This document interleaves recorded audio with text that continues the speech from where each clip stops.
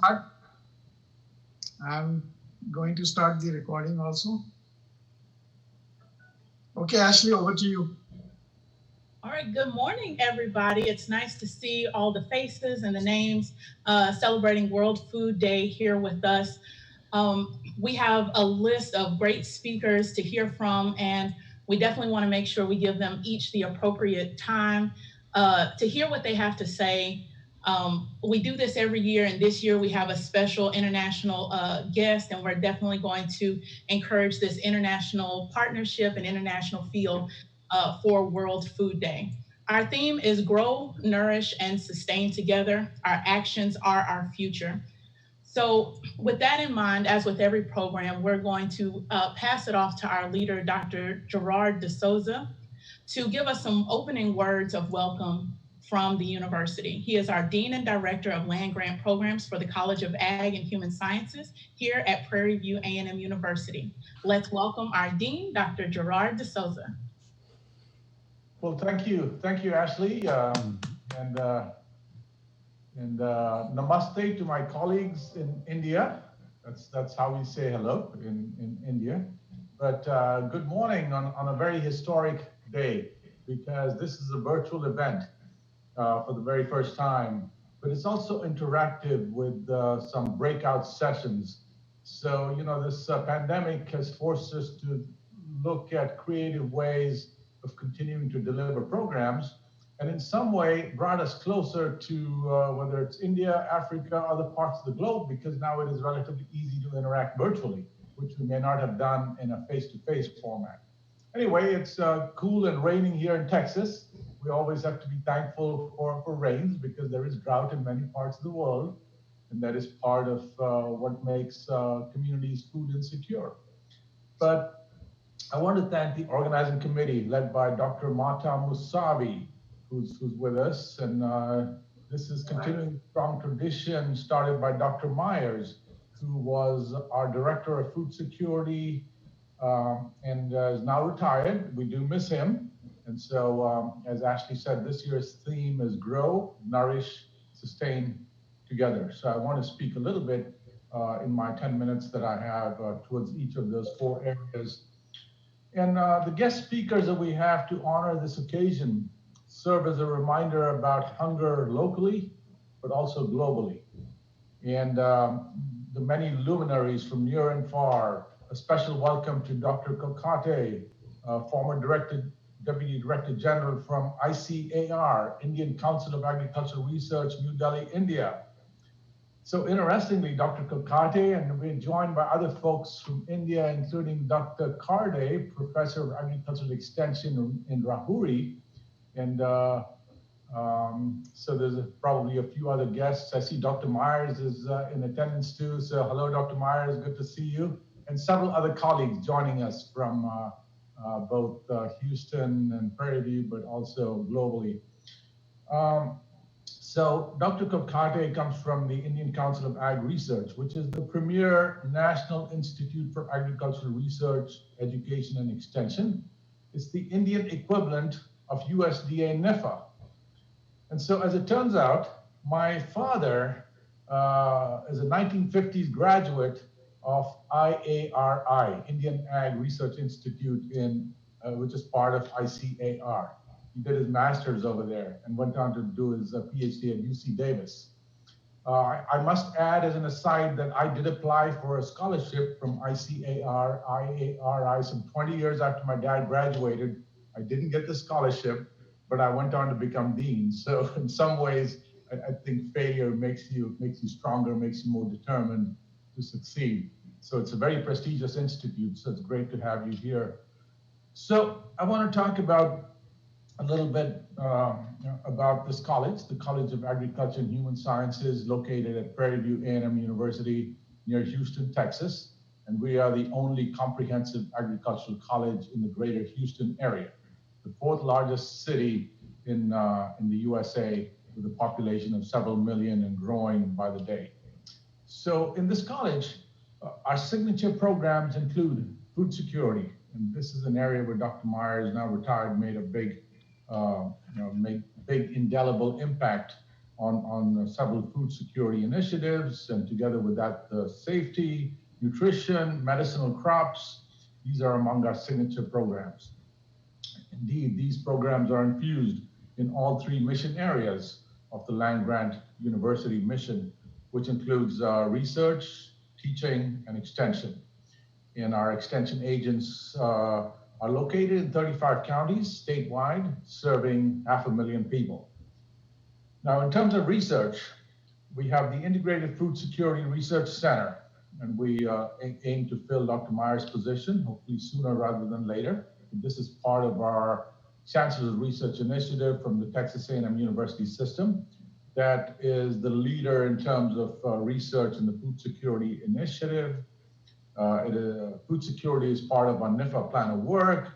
Our scientists are making discoveries to increase productivity, profitability, sustainability of the food and natural resource base, both in our labs and on the 770-acre campus farm, which someday maybe Dr. Kakati and others can come visit once this pandemic is over, as it were.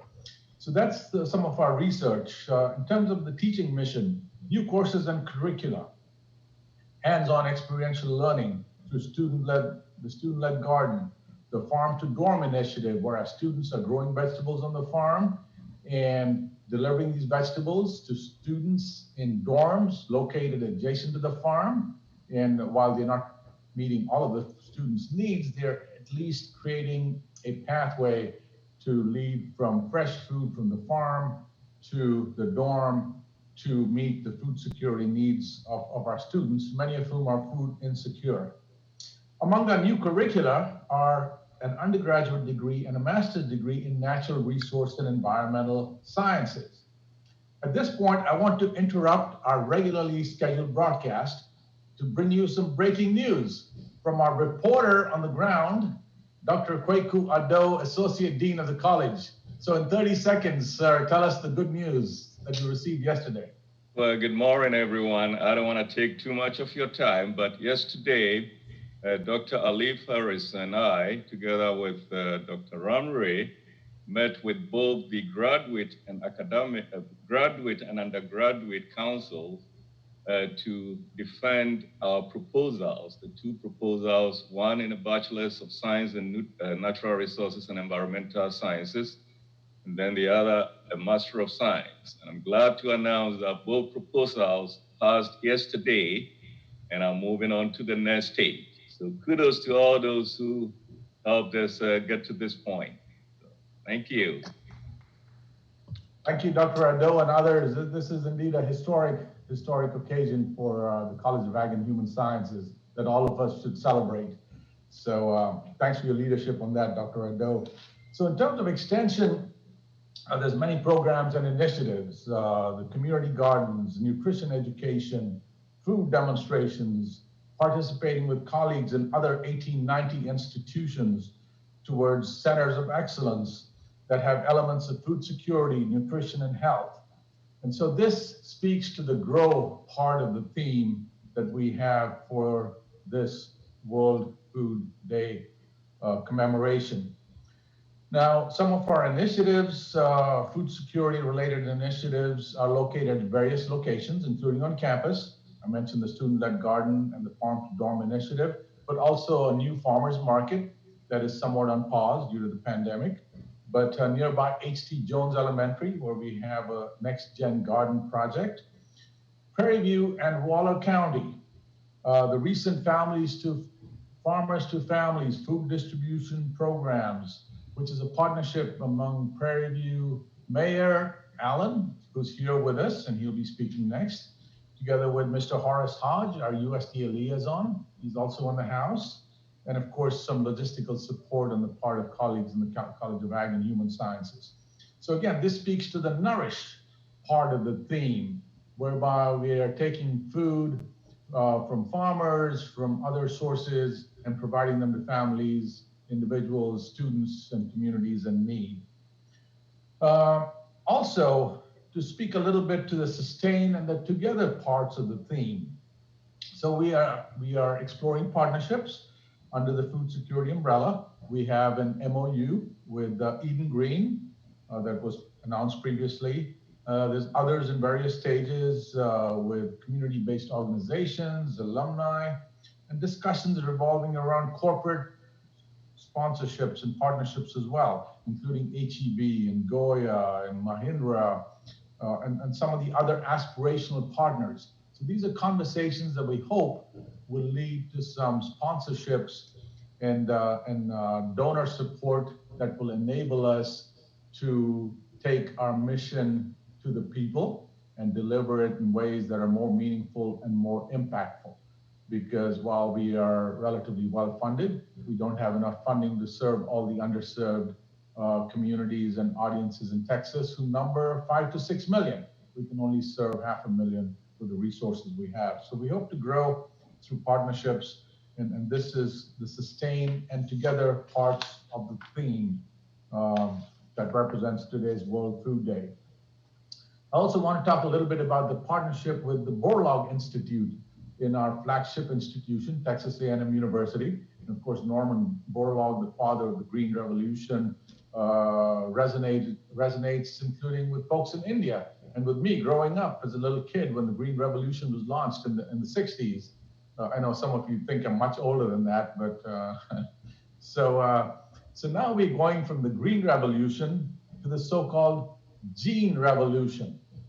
And this is popularized by such revolutionary tools as CRISPR, the gene editing tool. The 2020 Nobel Prize in Chemistry was awarded to recognize discoveries in gene editing. We have some of that in our CAHS labs on campus: genomics, bioinformatics, computational biology, and food microbiology, all of which will transform agriculture, lead to new disease therapies, and also go from precision agriculture to precision nutrition.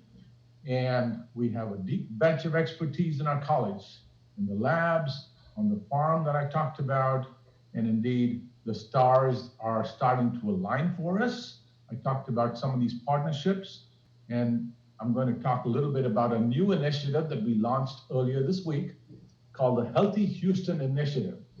So the extension service of our college is the lead partner in this initiative, which also involves the College of Nursing, College of Business, and College of Juvenile Justice and Psychology on campus. So the aim is to improve the quality of life for residents in several underserved communities in Houston. It is about taking the university to the people, which is consistent with our land grant mission. Indeed, this mission is now 130 years old. It's the anniversary, 130th year anniversary of the second Morrill Act that created the 1890 institutions, including Prairie View A&M University. And agricultural colleges like ours can play a role in research, discovery, and dissemination. So we know that food is health, and unhealthy eating is the #1 risk factor for premature death. Thus, a key component of this Healthy Houston initiative is food and its relationship to health and wellness. So again, I'm very pleased that so many have joined us today, and that we have several luminaries who are going to share their words of wisdom. And indeed, we can't do this alone. Together is one of the themes of this World Food Day commemoration. So, as they say in South Africa, there's a word called Bambi Sanani. And I happen to be wearing a shirt that represents South Africa. Bambi Sanani is a Zulu word that means synergy and partnership, and that the whole is greater than the sum of its parts. So that's one way in which we can address poverty and hunger and food insecurity and food deserts and some of those other things that we are charged to address as professionals in colleges of agriculture in the US, in India, and other parts of the world. So greetings once again, and I'm going to pass it back to Ashley Pellerin. Thank you so much, Dr. D'Souza, for those great words. It's always good to hear that Prairie View and the College of Ag and Human Sciences are doing our part to be integrated into that Bambi Tsunami. I believe I said it right. So doing our part to be in the whole. And thank you for your leadership in ensuring that we work together collectively, all three parts, academics, extension, and research, to grow our university and to produce productive people here at Prairie View. All right, we're going to do a few housekeeping rules before we hear from Mayor David Allen. Real quick, we have Q&A in the chat box. If you have any questions, please do not unmute yourself unless you are called upon. If you have any questions, especially when we get farther down into the agenda, please add them to the chat box. I'll be watching for those questions, and we'll try to get as many of them answered as possible. If not, we will have a record of them and we'll get them to the appropriate speaker so that your questions could get answered, because we definitely want to make sure that your questions are answered. Also, towards the end, we'll be doing breakout rooms. So after we hear from Dr. Kokate and some USDA personnel, we will have breakout rooms. Those are separate links from this one. After we finish and we have a break, and I'll remind you of this, you will, in an email, you should have gotten a confirmation email with the breakout room that you are to be attending. Please use that link once we end the meeting here to attend that breakout session. When the breakout sessions are over, you will return to this general session and we will have our closeout. So please remember, once you leave here, you'll go to another breakout session, which is a different link, and then you'll return to this general meeting link for our closing remarks. If you have any questions, feel free to contact myself or Ashwani, and we'll be able to assist you in that. Moving right along in our agenda, next we have the Honorable Mayor David Allen, who is the mayor of Prairie View, Texas, and also a great partner for us here at Prairie View A&M University. Mayor David Allen. Good morning. Welcome to the city of Prairie View, Texas, for those of you who may be out of our area, home of our incredible, obviously, Prairie View A&M University, and we won't even say how incredible, obviously, the College of Agriculture in particular, who I have the best relationship with. Okay, don't tell it to anybody in business where I came out of or engineering with Dr. Pam, but honestly, that is the truth, and they have to accept that as well.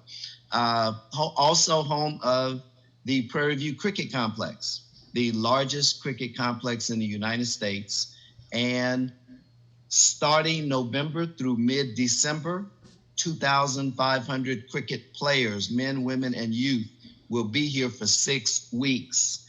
Our cricket phenomenon has not just started, it's running. So exciting things to come and a lot going on with that. But I do have some thank yous in the process of giving my information.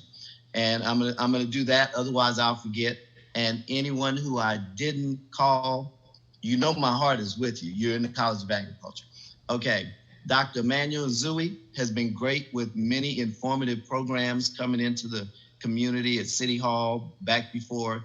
I felt the need to close it when I saw and read what was going on with COVID. Ms. Chandra Adams has been wonderful with everything from when she used to be with those incredible goats who I think all them little ones thought she was their mother. And now she's transitioned and has been very community oriented, helping us with all sorts of things, including our USDA food box giveaway. The Farmers to Family program has been helping a lot of people in the city and the county. So it's been wonderful. And speaking of that, and Ms. Gonzalez has also been helping to put that word out, and the two of them have been helping to take and deliver some of those food boxes to people who otherwise may not have been able to come out and get them. Also, speaking of that program, turns out I got reacquainted with a classmate, Mr. Horace Hodge, through my work with Dean D'Souza. You know, again, you have an incredible leader over there. I can't say enough about him and how much of a pleasure it's been to work with him. But my classmate Horace has done a wonderful job in supporting and helping to facilitate that program. We're on schedule literally for every Friday. They can't let me in the door. How often you want it? Every Friday. before you change your mind or before other people start requesting it. So it's been wonderful. And again, helping a lot of people. Okay. And yes, Dr. Aruna has just been phenomenal. It was wonderful working with him before, but then he did something incredible and introduced me to some Vietnamese orchid growing business owners who he facilitated their coming over, and we gave them a tour. We talked about some things, and then they made the mistake of inviting me to Vietnam, and I went over there and closed the deal. They had no choice, and they were ready to come, and then COVID hit. So they're still on standby. So Dr. Runa, that's just going to be wonderful, and looking forward to that orchid growing business that will happen in the city with research on the campus through the College of Ag with professors and students getting exposed to that business. So that's going to be wonderful. Dr. Addo, our trip to Panama, okay, what happens in Panama stays in Panama. No, we had a wonderful time, and the facilitating of the University of Panama in Chiriquí, which is heavy in agriculture. Dr. Addo and a couple of others, Dr. Caduce in the College of Business, and Dr. Bradford at the time were able to meet with the leadership in that university, and we're excited and looking forward to those student professor exchanges as well. And Dr. Myers, College of Agriculture, had a trip as a result of this planned to Panama and was canceled just because of COVID. So a lot of wonderful things have been happening with the city and the university's relationship, especially with the College of Agriculture, and your incredible dean, again, Dr. D'Souza, the work and your support with the and you guys' idea. We just help facilitate the community garden at H.T. Jones. The students are still excited about it, and that's just some wonderful stuff. But the USDA program that came through the College of Agriculture is just having an incredible impact, literally on the entire county. So I just want to say again, welcome, and certainly thank you all, because your work and support in the city has been as never before. As never before. The people talk about the university quite a bit. We've got several MOUs and applying for grants and things of that nature with other colleges, but the College of Agriculture has a physical presence. When they see the dean, coming out to these USDA food giveaways, it matters. Just like I think they get excited when the mayor's putting boxes in their trunk. I don't know. But, whatever, it's been just a wonderful, wonderful experience with the entire College of Agriculture. Dr. Carolyn Williams has been very supportive, and it's certainly all appreciated. But again, I wish you a wonderful conference, and anything that we can do in the city. Obviously, we're open for business. We're open for our university. We're certainly open for our College of Agriculture in particular. You guys are the ones with the food. It just makes the most sense to me, okay? But again, Dean, thank you so much for your leadership, and you've got an incredible team of people, and they have certainly made an unusual and a first-time impact in the community, and we expect it to do nothing but continue and grow. Take care, and God bless. Thank you so much, Mayor Allen, for all of those updates about the things that are going on, and for continuing to be a strong partner for not just Prairie View, but the College of Ag and Human Sciences, and ensuring that the city melds with the university, and as well as the research within the university, from the local food distributions to these international partnerships. We really appreciate the work that you are putting in and helping us to become a number one college and a number one university. So thank you. My pleasure. Thank you. All right. Real quick before we move on, I know you may have, if you're like me, you have your notifications on your emails, but there's a booklet that has all of the breakout sessions for this afternoon. So if you didn't get an email, or you can't search and find the email, AITC sent it out, as well as the Information Impact Center sent it out as well. So if you look recently in your mail, you should be able to find a very well put together book that has a listing of all of the breakout sessions for this evening. So if you have any questions, just again, let us know in the chat box. Next, we have words from Dr. Kweko Adu. He's the Associate Dean for Academic Programs and the Department Head. Dr. Adu? Thank you, Ashley. Good morning, everyone. Let me begin by acknowledging our distinguished speakers. Dr. Kukari, thank you for joining us today. And also, it's great to see Dr. Myers, former colleague, joining us, as well as the other speakers that are slated to speak later today. As we celebrate World Food Day, I bring you greetings on behalf of students, faculty, and staff in the academic unit of the College of Agriculture and Human Sciences. I want to talk to you today about how our college is preparing the next generation of scientists, experts, needed to address the myriad of challenges facing the world. Challenges such as those addressed in the United Nations Millennium Development Goals. Challenges like eradicating extreme poverty and hunger, reducing child mortality, improving maternal health, ensuring environmental sustainability, combating HIV, AIDS, malaria, and other diseases in other parts of the world. And how are we doing so to prepare our students? By continuously revamping and expanding our curriculum to make it more challenging, meaningful, and impactful. And the Dean has already alluded to that in terms of the new proposals that we submitted. But also, we introducing new courses. For instance, we recently added a new course into our Human Nutrition and Foods curriculum titled Food and Culture, where students will learn the many ways in which food connects us all, and to use that understanding to nourish our connections to and through food in order to create a healthier, more equitable, and sustainable world.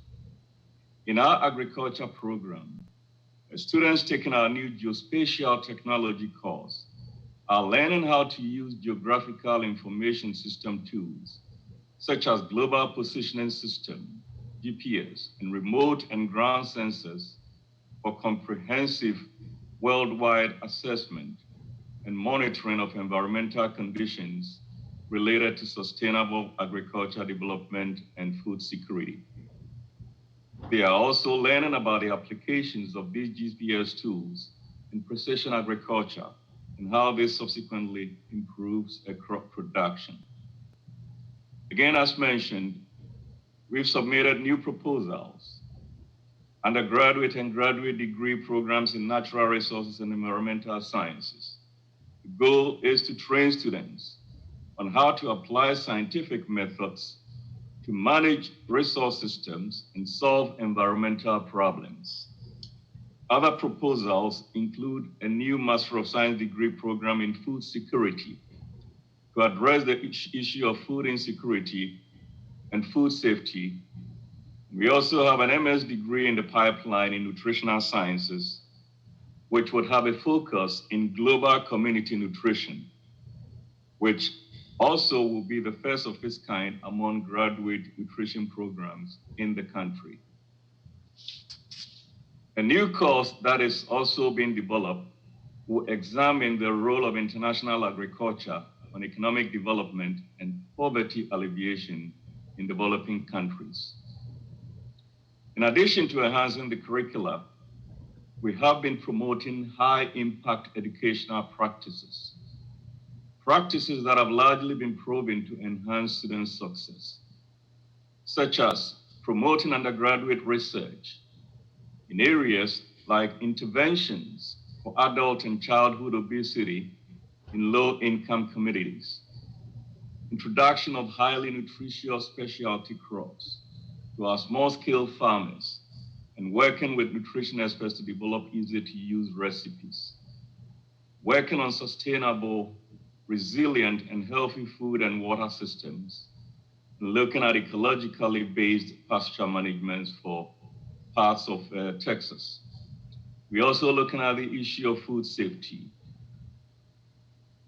Other aspects of the high impact educational practices that we are looking at include promoting global learning.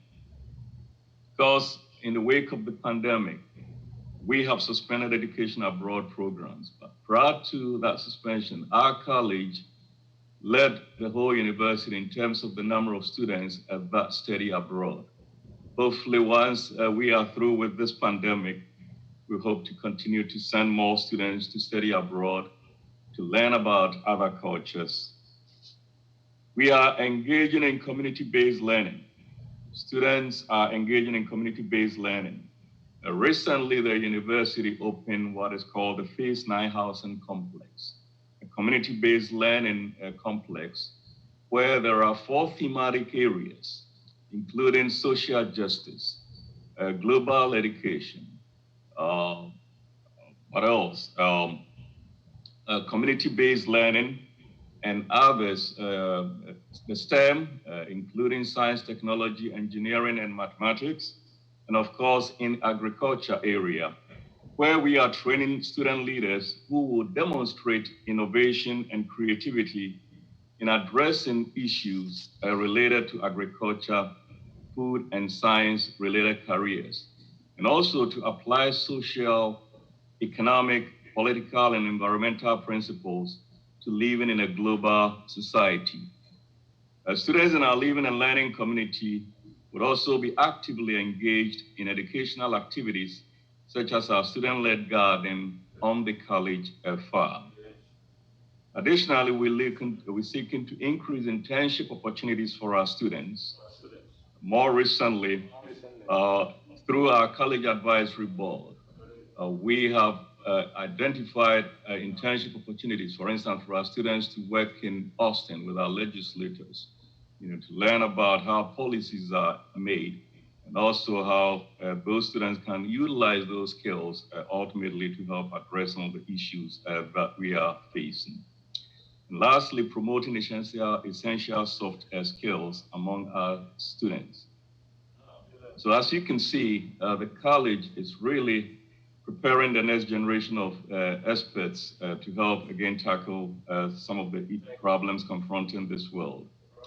Let me close by thanking our faculty and staff who work tirelessly day in and day out with our students. We cannot do this without you. And so from the bottom of my heart, I want to thank all of you for all that you do to help our students. The academic unit is committed to and will continue to educate and prepare graduates to tackle the pressing issues that continue to afflict many nations, including our own. Let's all work together to make this world a better place for us and for generations to come. Thank you. Thank you so much for those words, Dr. Adele.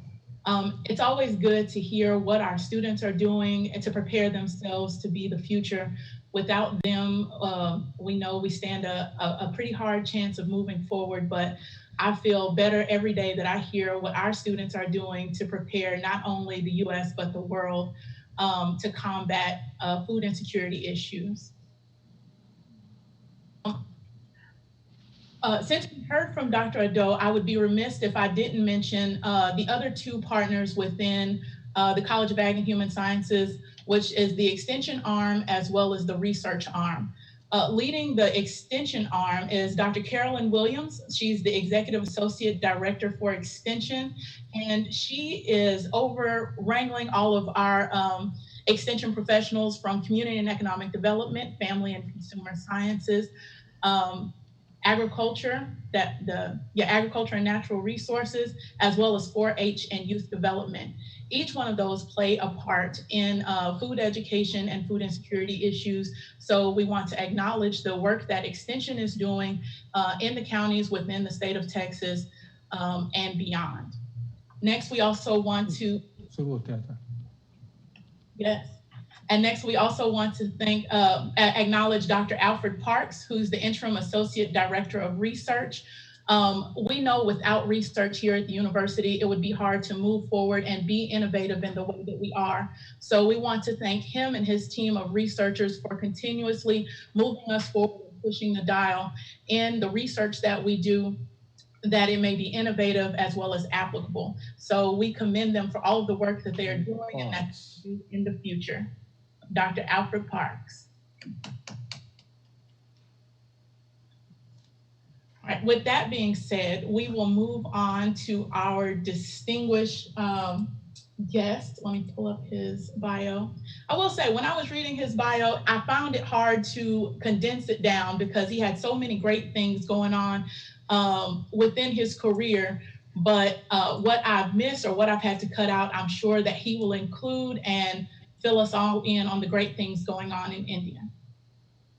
Today, we have with us Dr. K.D. Kokate. Dr. Kokate was born and raised in Pune in West India. Throughout his life and career, he has had the opportunity to work in vastly different agroecological and socioeconomic environments. His significant contributions in agricultural education, research, and extension has afforded him an appointment to Deputy Director General for Agricultural Extension by the Agricultural Sciences Recruitment Board of the Indian Council of Agricultural Research in New Delhi, which is a national appointment. During his tenure as Director General, Dr. Kokate is noted with establishing 640 farm science centers, with additional efforts to open more in rural and remote locations in India. These farm science centers were known as knowledge resource centers and helped transform farming in India. He helped upgrade 8 zonal project directorates to Agricultural Technology Application Research Institute and built 3 new research institutes, including one in his hometown of Pune. His work also includes the recruitment and education of youth. He contributed to the planning of a project called Attracting and Retaining Youth in Agriculture, or ARIA. Dr. Kokate has worked on many committees and task force related to extension policy, academics, and research. He was instrumental in organizing 5 national conferences surrounding the farm centers, and the inaugural event was attended by the President of India, the Minister of Agriculture, and other dignitaries of note. He coordinated the first global conference on women in agriculture to address gender in agricultural partnerships, and also the International Conference on Agricultural Knowledge Management. He is a member of many prestigious national and international professional societies and has authored more than 375 scientific and technical publications. He has spoken at various international organizational conferences, including one for the Food and Agricultural Organization, or FAO. To date, he has served over 1.3 billion people via the establishment of his farm science centers.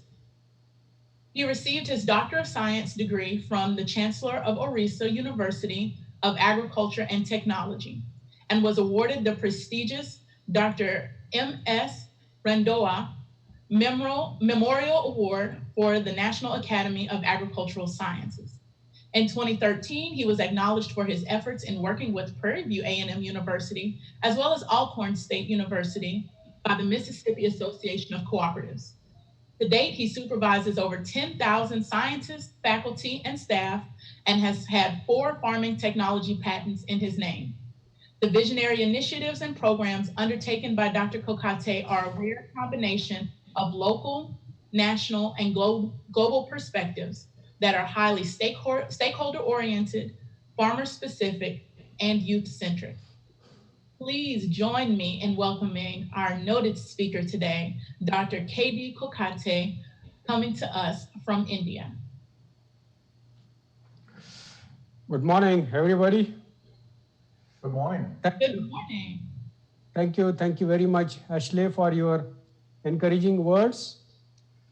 At the outset, express my sincere gratitude to the Committee on World Food Day celebration for giving this opportunity and interaction on very important topic, food security and sustainability in the context of present pandemic situation on the occasion of this World Food Day. Esteemed dignitaries, particularly Dr. D'Souza, Dean and Director of Land Grant Program, I'm happy to know your connections with ICAR, and your father graduated from IRI, and you yourself from US Bangalore. So nice to know all those things, and also the achievements under your leadership of your university in academic, in research, and extension. So compliments to you and your team for that. City Mayor, Mr. David Allen, Dr. Kwaku Adu, Associate Dean, officials from USDA, all guests over here, my professional friend, Ashwini Srivastava, with whom I have long association of more than 1 decade and had together many collaborative programs in India and USA. All faculty over here, scientists, staff, extension specialists, students, ladies and gentlemen. You know, today there is a Foundation Day of Food and Agriculture Organization also, along with World Food Day. And I'm happy to share with you that Indian Council of Agriculture Research and Food and Agriculture Organization together today released Indian currency coin for ₹75 on the occasion of this World Food Day and completing 75 years of establishment of FAO. So we have celebrated this World Food Day today, our country. Now, coming to the topic of this presentation, we are now, passing through a difficult times due to an unprecedented crisis situation caused by coronavirus, COVID-19 pandemic. Thus, globally there are concerns, and therefore I'll be talking about COVID-19 pandemic, hunger and poverty, global food and nutritional security, climate change, natural resource management, and sustainable development, with some approaches, how we can have these kind of things, with some examples. This is just quickly, we know that coronavirus first identified in December 19 in Wuhan, China, and declared emergency of international concern in January 2020, and pandemic in March 2020. More than 38 million cases are there, and more than 1 million deaths. So this is a huge loss of human capital. And this is again the region-wise scenario.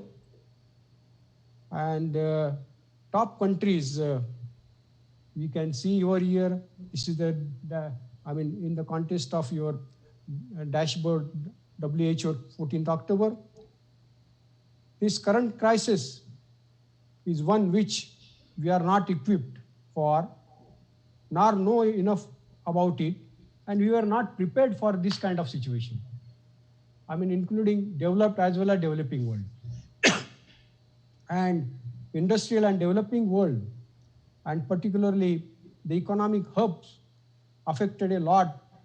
And based on that, we can see that wherever we have more mobility, more corona. This kind of situation is there. And this world, COVID-19 impacted on severely world economy, global poverty, global food security, and also education. Severely impacted on world economy, shrink by 5%. And this would be the deepest recession since the World War II. Similarly, global poverty is there. The number of people in extreme poverty could increase. Global food security also disrupted, supply chain disrupted. and this led to increase in food prices. And education is concerned, 1.52 billion students, including the girls, about 90% students are affected. Though e-learning and distance learning initiated, however, poor students cannot afford for that, and areas which are, remote areas which do not have the connectivity, they are again, not able to take the advantage of this e-learning or distance learning. And therefore, if you could see this impact, and David Beasley indicated this World Food Prize Law, laureate also, Lawrence Haddad, they are, saying that the world is not only facing a global health pandemic, but also a humanitarian catastrophe, and that without action, COVID will lead to multiple famines of biblical proportions. And Lawrence Haddad, he added that this the coming food and nutrition crisis is not only biblical, but on steroids and across generation. Now coming to number of unnourished population in the world, till 2019, about 695 million were undernourished. And if you could see the three situations there, that there are three scenarios. If there is a minus 4.3% growth rate, economic growth rate, if there is a minus 7% growth rate, or if there is a minus 10% growth rate. This may lead to increased undernourished population from 82 to 132 million. So this is the situation, because of this COVID-19. Having said that, if you see the production, cereal production global level, this particularly cereals, globally quite good progress we have been made, particularly during last 1 decade. And this year's forecast, if you see about the cereal production, this is the 2,765 million ton, all-time high. And further, if you see the utilization, if you see the stocks, trade of cereals is also satisfactory, this situation. And if you see similarly, the global availability of fruits and vegetables and dairy products, that is also increased, whereas the staple foods remained stable. This black line, it is related to, world, this thing, whether you could able to see this black lines, this is pertaining to world scenario. And it showed that upper middle income countries indicated higher increase of fruits, vegetables, and products. Of course, this is before COVID situation. That is one thing, this is before COVID situation. And further, the global availability of pulses and nuts and poultry and fish increased. Fortunately, all this production is increased. And interestingly, availability of pulses, nuts, and their products increased in low-income countries, whereas availability of red meat increased largely in upper middle income countries. Having that, said, the global hunger still, in spite of this much of progress in production, we have global hunger index that indicate that worldwide hunger is at moderate level, and Africa, south of Sahara, and South Asia have the highest hunger and undernourished level among world region.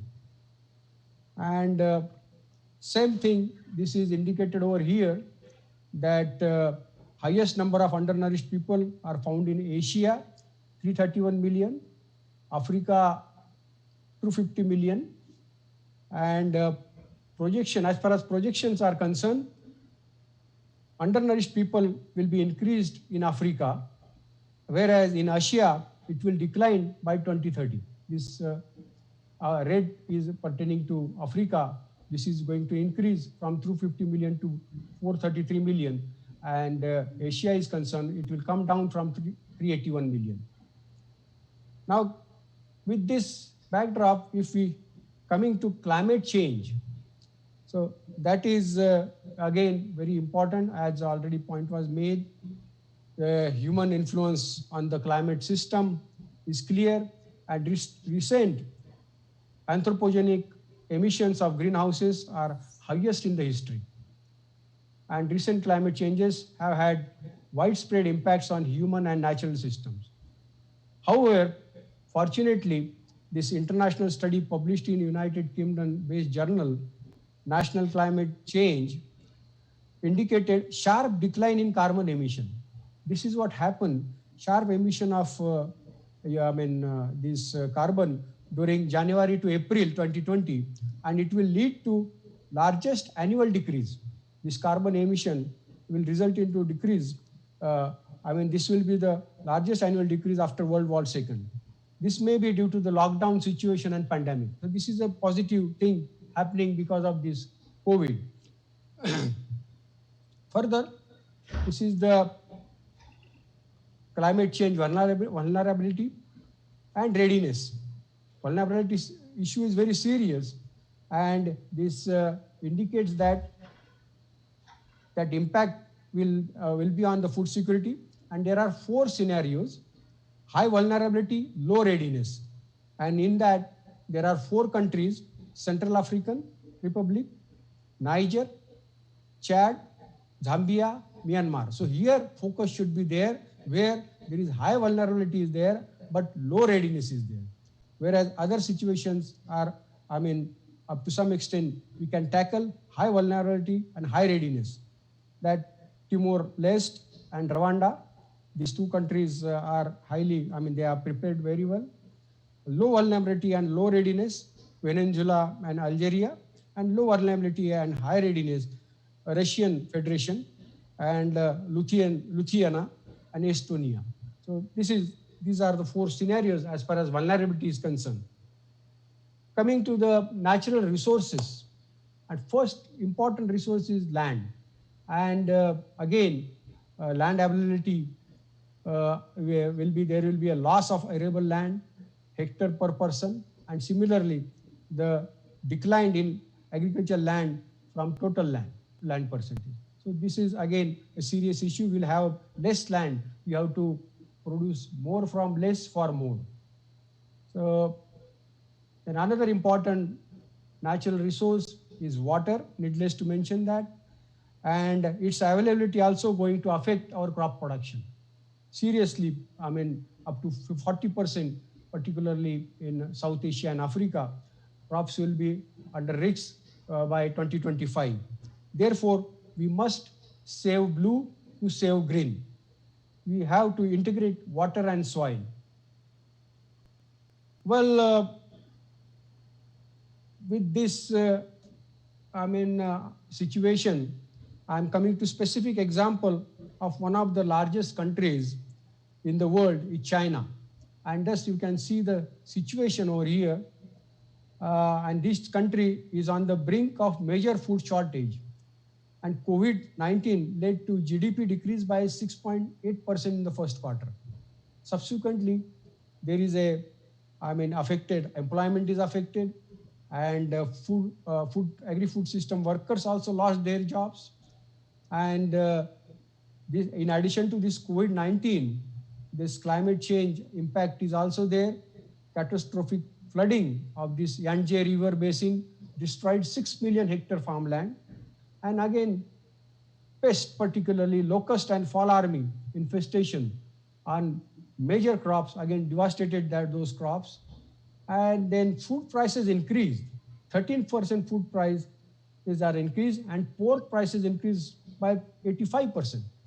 And therefore, China government initiated Clean Your Plate to save the wastage of food. So this is better, better late than never, that this kind of campaign China has started. Well, friends, therefore, now we need to get back on track with this backdrop, and therefore, This is the said by very well the United Nations Secretary General about building back better demand, strengthening our democratic governance and human rights protection that rule law in the line of 2030 agenda for sustainable development. So this is, I think, we have to focus upon. And again, coming to sustainable development goals, with only 10 years remaining, many of the 17 goals remain far out of reach. And particularly Sustainable Development Goal 2, that is zero hunger, at the current pace, approximately 37 countries will fail even to reach low hunger. That is, I mean, indicated by Global Hunger Index severity scale. This is by IFRI. They have mentioned that it is a serious concern about zero hunger. And this zero hunger concept given by Ban Ki-moon, the then United Nations Secretary General, that is in real sense, this is a roadmap. Hunger can be eliminated in our lifetimes. I think this is a guideline for us for the preparedness of this kind of vulnerable situations. And this we should keep it in mind. This was given in 2012, and then we had sustainable goals, and then again United Nations has started this family farm concept also. So with this backdrop, whether we can achieve the zero hunger by 2030, that is, I think, the issue. And because of these various problems, 750 millions were exposed to severe food insecurity, 2 billions were inaccessible to safe and nutritious sufficient food. Healthy diet is unaffordable for more than 3 millions of people. Cost of healthy diet, that is very important. That is, the cost of healthy diet exceed international poverty line USDA 1.9 purchasing power parity per person day, and 57% of the population cannot afford for a healthy diet throughout this sub-Saharan Africa and South Asia. So this is really challenging whether we can achieve the zero hunger by 2030. Yes, with some of the examples, we can achieve up to some extent, provided if we could have developed the location-specific action plans with some policy support appropriate, and then effective implementation of those policies and monitoring, we can achieve sustainable development goals. So we need to focus upon this kind of farming production system. There are 3 farming production system: commercial, green revolution, complex, diverse, and risk-prone. As far as, there are characteristics of this on this your left-hand side. There are the type of country, type of farmer, type of farm, use of purchase inputs, farming systems, environmental diversity, production stability, production sustainability, and priority for production. And these are the, production systems we have.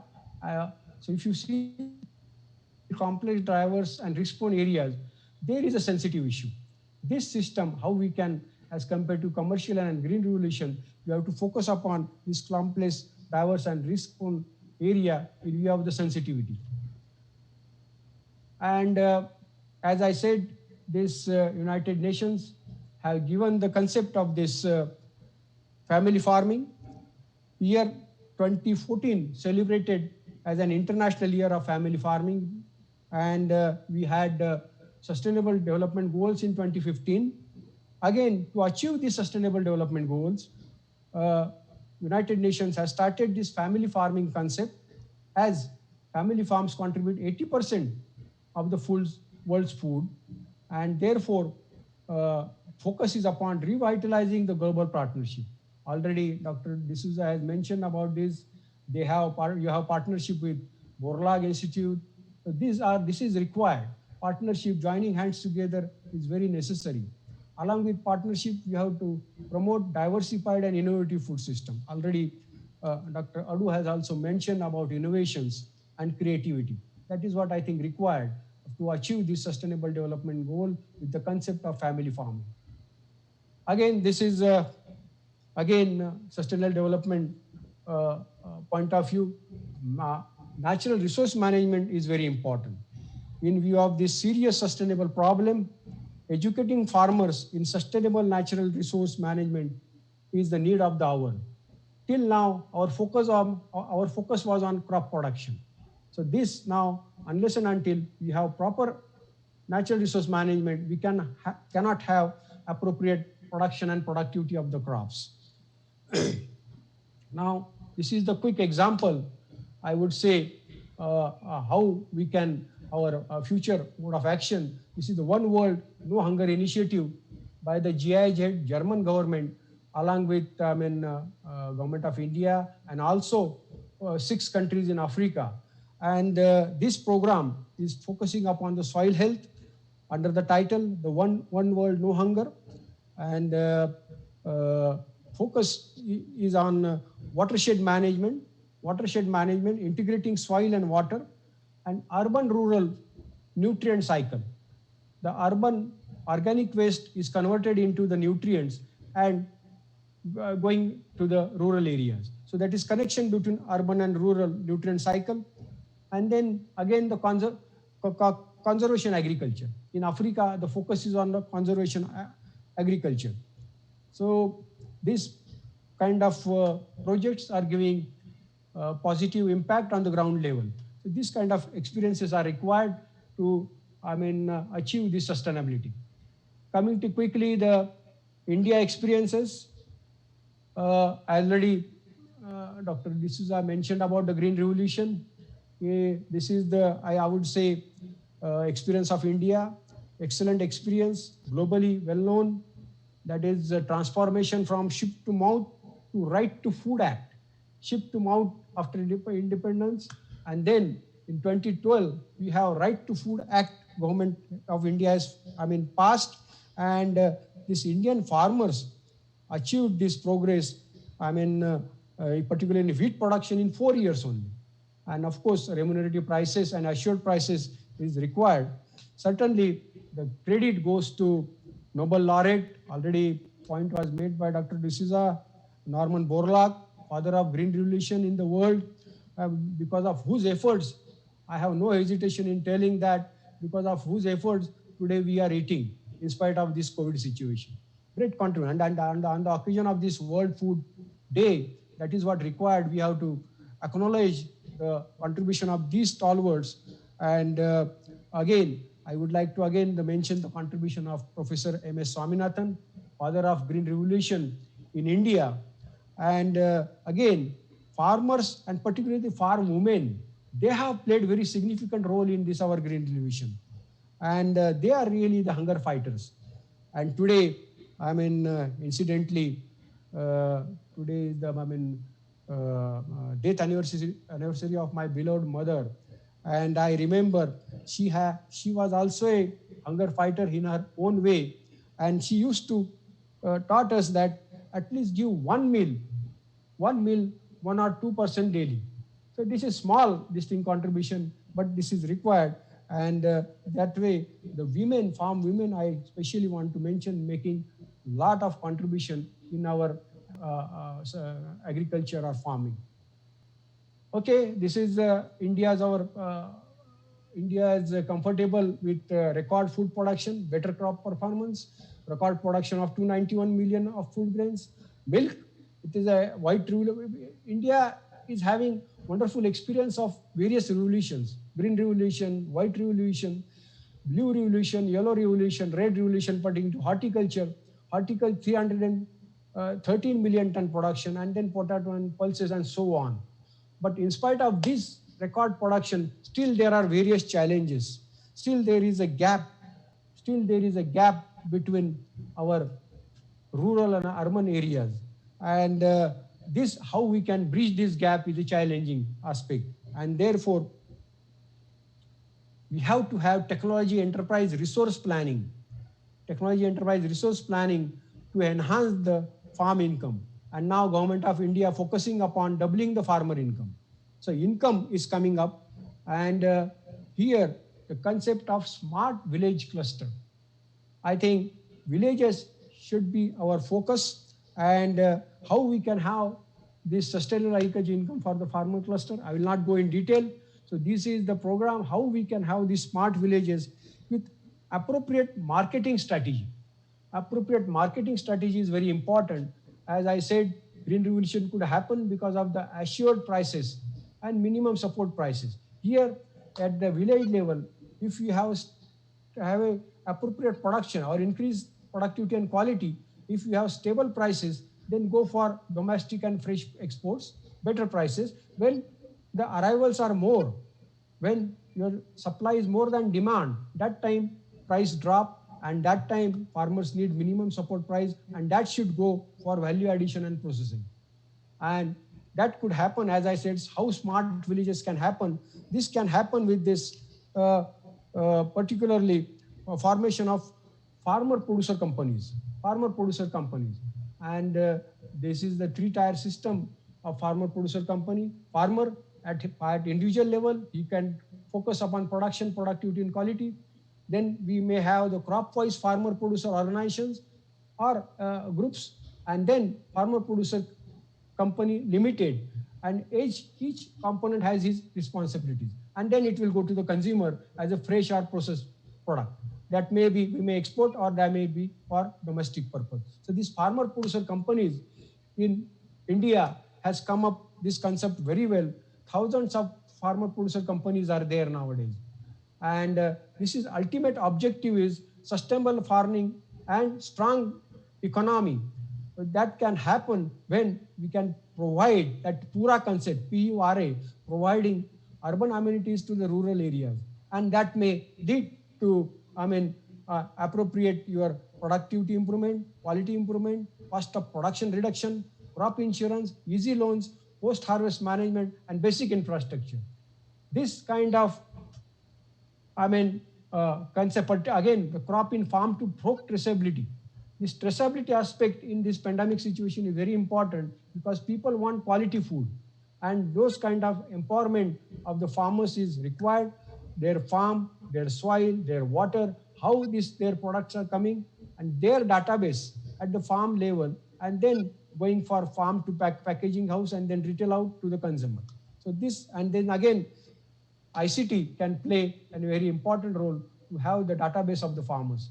This kind of infrastructure, I think, is very essential at the level of, rural level or village level. These investments are necessary. This is one of the examples of Sahyadri Agro Retails Limited, Sahyadri Farms, which played a very important role in this pandemic situation. The point I want to make here is investment at the grassroots level for infrastructure development is very essential. And this way, we can have the products. Already developed countries are, far ahead in this. But here I want to again mention again the laureate, World Food Prize laureate, Dr. Philip Nelson, who has developed various protocols. And that's why now this bulk processing is possible. So these laureates, on the occasion of this World Food Day, we must recognize the contribution of our scientists. Dr. Philip Nelson, he got award in 2007, this laureate award of World Food Prize. And therefore now just quickly, this is the Sahyadri farm, quick highlights. This is the largest global good agriculture practice certified farmer group in India. Total 8,000 plus growers are registered with 15,000 plus acres of area. Grape growers are also there, and associated with world largest fruits and vegetable company Dole, and till date not avail any government assistance or subsidy. So these examples need to be upscaled. Location specific hubs need to be prepared, and this Sahyadri farm provided more than 60,000 families during this pandemic situation with the food basket to these metropolitan cities in India. So this is the Sahyadri farm. The government of India is focusing upon this kind of experiences to develop the hubs in rural areas with smart villages. So well, coming to now way forward, hope I am within time limit. So this way forward, is, focusing upon, as I said about this Sahyadri farm, this thing, we have to have the robust food value chain along with healthcare system. We should have the both agriculture and health system and environment system. They should go together. Similarly, fiscal and monitoring stimulus measures are very necessary, particularly the vulnerable areas. We have to support with finance, then only they can make some progress. Then initiate and strengthen social protection program like school feeding. Those aspects are necessary to these vulnerable groups. Then we have to, based on this present situation of COVID, we have to have the system to predict future shocks and likely impact. That preparedness is necessary.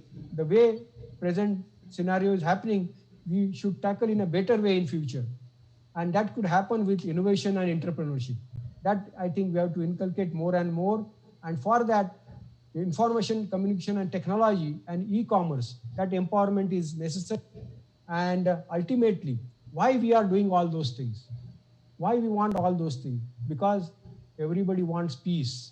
And that's what Dr. Borlaug said, peace can be achieved through agriculture. If you want peace, agriculture should be supported.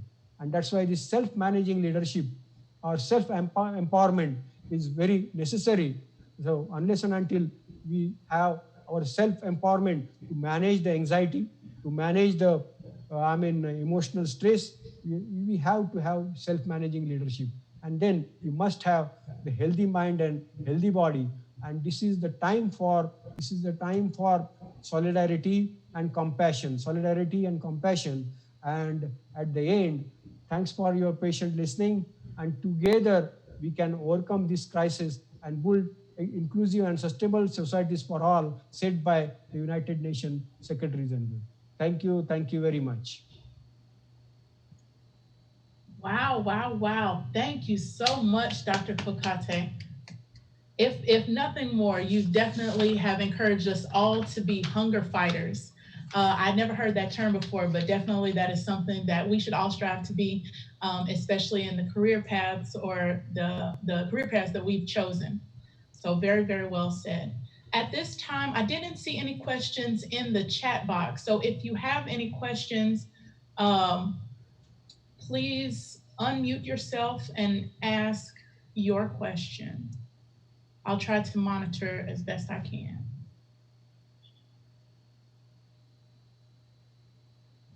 Well, I don't have a question, but comment. So first of all, very much enjoyed your comments, very much appreciate including personal stories as well, the story about your mother and how that played a role in your own thinking and so on. And so often there is somebody who inspires us to move in a certain direction. And so I want to commend you again for your very insightful comments. You mentioned Dr. Borlaug talking about to achieve peace, you need a good agricultural system. And so some 60 years later, the Nobel Peace Prize was awarded to the United Nations World Food Program. So again, a recognition that you can't have peace without food security. And the other important point you mentioned that resonated with me is you talked about also, it's not just about food security, there's water security. And this connection between water and soil and something that we can call soil security. So in order to have a sustainable food system, you need to have the water that goes with it, the soil, and of course the market structure, and finally the government policies to withstand shocks at one extreme or the other, from markets, from climate, from war, other kinds of strife. So again, great presentation. Thanks, I enjoyed it. Thank you very much for your kind words. So, Dr. Kokate, I did have a question. So, when I was going through your bio, you talked about those food centers, those farm foods or those farm centers that you had developed. Yeah, the farm centers. So, farm center. So how did you rally around that much support to get 630 of those or 640 of those food centers around India? We know that sometimes getting information out and diffusing different types of information can be difficult. So how did you manage to do it on such a large scale? Wonderful question. It is really challenging aspect to such a vast area to get and ground information, ground performance. But this system, this Farm Science Center concept started in 1974. And that concept is a unique concept in the world, that extension science is happening at the grassroots level. Extension science happening at the district level. Science and extension, they should go hand in hand. One, I mean, that is federal system. This Farm Science Center is a federal system working in a scientific mode at the grassroots level.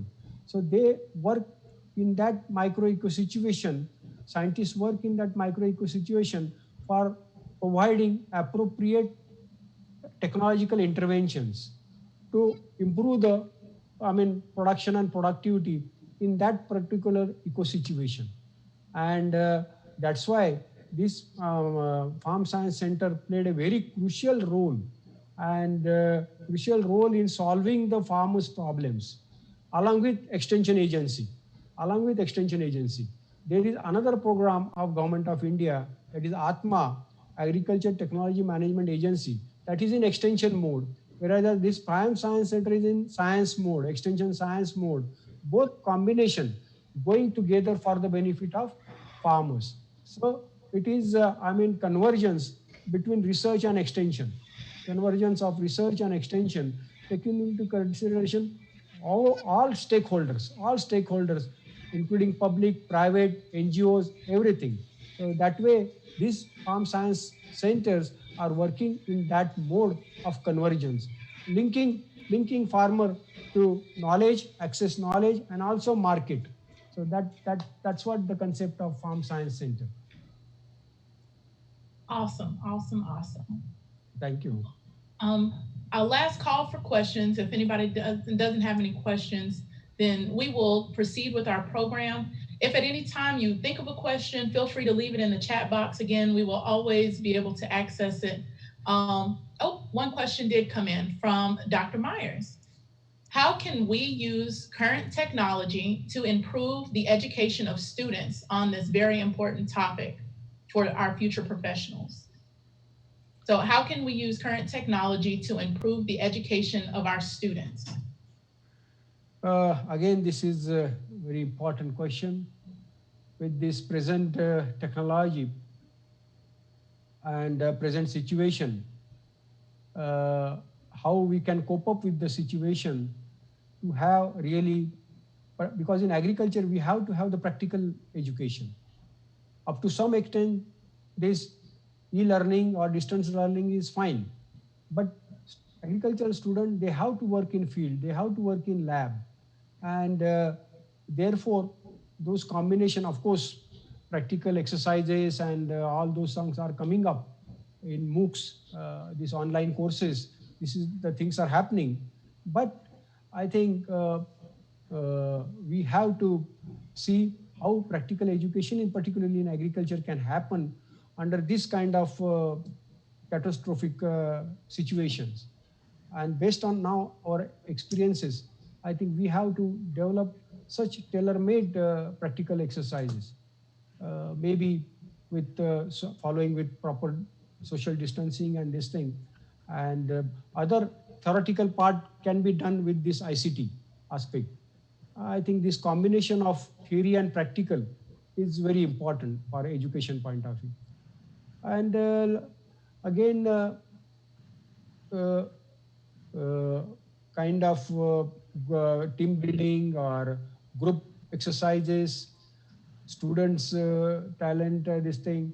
I think that we have to take into consideration by giving the group assignment kind of thing in this kind of situation. Thank you. Ashley, I noticed one more question in the chat box. Okay. This answer may very well spill over into the next session dealing with USDA representatives. The question is, should we be preparing for famine in the US?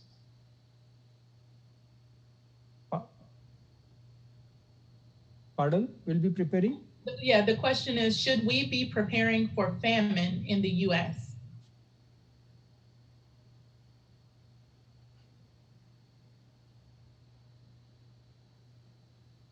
This family, I didn't get it. Should we be preparing for famine or intense hunger, famine? Yeah, in the US. Yeah, of course, situation in USA is a bit different, and wherever you have less rains or drought kind of situation, certainly, I mean, already being the developed world, technologies are available. Question will be how we can combat that famine situation, and that must be available. And USA is, I think, well prepared, because water shortage may not be that much problem in USA in view of your ponds and again nature. Sometimes for forest area is also more. Of course, you have had this fire this year, so this thing California area and this thing. So this management of natural resource management, definitely government must be trying to keep that balance of eco balance. And from that point of view, I don't see the serious situation. But this is very important that we must be prepared for that kind of thing. It is said that if you do not get rains, America is prepared for 4 years. They have the stock of water as compared to India. So that arrangement is there in developed country like USA, high income, this thing. They have very good water resources. So, but management is possible, not that difficult. Thank you so much. Everybody, can we please give Dr. Kokate another round of applause for his wonderful presentation? Thank you, Dr. Kokate. I see a lot of thanks notes in the chat box, so you can read it later. I think everybody really liked your presentation, a lot of information. So yeah. For your time, and I think we are running out of time for the next presenter. So yeah. Thank you, Ashley. Wonderful opportunity, Dr. D'Souza. Thank you once again for giving this wonderful opportunity to me and with interaction with you all. Ashley and Ashwini, thank you very much. All team. You can stay, Dr. Kokate, if you'd like to hear other exciting presenter, if you have time. I think late in I can stay. Yeah, I think it is 9 o'clock night in India. Yeah. 8:52. Yeah, 9 o'clock. So you can stay as long as you want. Yeah. Okay. Good learning experience. Thank you very much, all of you. Thank you. Thank you so much. Thank you. Namaste. Namaste. All right, so moving on, I know you all are probably tired of hearing my voice, so I'm going to give myself a vocal break as well. I'm going to introduce Horace Hodge, who is the USDA 1890 Program Liaison for Prairie View A&M University, and he will introduce our USDA speakers for this morning. So Horace, without further ado, it's on you. Yeah, Dr. Kokate, can you stop sharing your screen so that we can take the speaker on the full screen? Yeah, thank you. Well, thank you, Ashley, and good morning to everyone. I think we all can say that the presentation was very, very, very in-depth and gave a world perspective on food security or food insecurity, and we want to thank our speaker for that. But serving on the committee, I also wanted to bring what I would consider from being the distance that our keynote speaker was from, I can say a little bit closer to home, if you will, and bring a U.S. perspective to this event, World Food Day. And so with that, of course, I reached out to two of our leaders in Washington, D.C. with the U.S. Department of Agriculture. And I think Dr. D'Souza, Dr. Carolyn Williams, Dr. Adu, and Dr. Parks, in the spirit of the land grant mission, I would say that USDA is our greatest partner. And so to that end, I would like to introduce our first speaker, who is Pam Miller. Pam was appointed administrator of the U.S. Department of Agriculture, USDA Food and Nutrition Service in August of 2019. She has extensive experience in all aspects of food nutrition agency. Before being appointed to her current position, she was a senior associate administrator for policy at FNS, where she worked on a wide range of policy, promoting self-sufficiency, program integrity, instilling public confidence in USDA's oversight of the 15 nutrition programs that that agency provides. Prior to joining USDA, Pam worked for the U.S. House of Representatives for 20 years, and she worked with the professional staff for the House Agriculture Committee, where she crafted 3 foreign bills related to nutrition. I would also say that her experience as a staff of both the Agriculture and Appropriation Committee gives her a unique perspective to implementing nutrition policy at USDA. And Pam grew up on a small livestock operation near Lubbock, Texas, and received her degree in agriculture communication from Texas Tech University. Go Red Raiders. And Pam, I just want you to know that I've visited Texas Tech on many occasions. My daughter lived in Carpenter Wells complex there on campus. So without further ado, let me present to you Ms. Pam Miller, Administrator, Food Nutrition Service. Well, thank you very much, Horace. Can you guys hear me okay? Yes. Okay, Yes. great. Just making sure. So thank you so much for that kind introduction. I am really glad to be here with all of you. As Horace said, my name is Pam Miller. I'm administrator of USDA's Food and Nutrition Service, and I'm really pleased to be joining Prairie View A&M University for their annual World Food Day celebration this year. I want to begin by thanking Dr. Simmons, the president of Prairie View A&M, Mr. David Allen, the mayor of the city of Prairie View, and Dr. D'Souza, dean and director of the land grant programs. As was noted, I went to Texas Tech, not the land grant there in Texas, but certainly a large agricultural college. And so we have always appreciated the partnership that the Texas A&M, all the university system there, Prairie View A&M, all the collaboration, and through the land grants when I was there as a student at Texas Tech, and now at USDA, we appreciate everything that you all do. I'd also like to take a moment just to recognize the planning team, who I knew worked so diligently to put this event together. You've got just a great program, and hopefully next year we can do this in person. I know that with the pandemic, it certainly had all of us adapting to the technology. So it's great that we can connect, and across, continents even. It's just great to see how we're able to connect. But certainly when we can be in person, it's always great for that type of camaraderie. This year's celebration on World Food Day is even more significant because one thing 2020 has taught all of us, it is the importance of access to healthy food. And when the pandemic hit, we were all reminded of the importance of the essential workers like farmers, ranchers, fishers, and all of those who work on the front lines in agriculture. We appreciate all of those essential employees in the entire food supply chain and those on the ground who are doing their best to provide food to those in need. We can also say that those of you who educate our future experts in agriculture, like what Prairie View A&M is known for, stand on the front lines as well. And USDA is proud to partner with you through the 1890 National Scholars Program.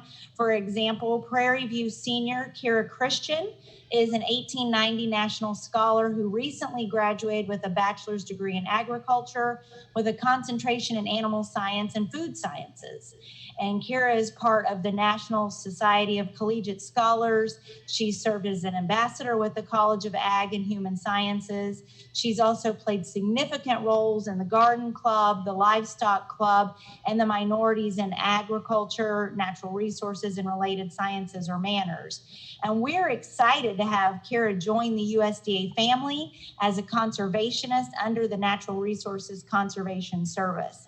So I know that all of you there at Prairie View have done a great job of preparing her for this new adventure and her ag journey.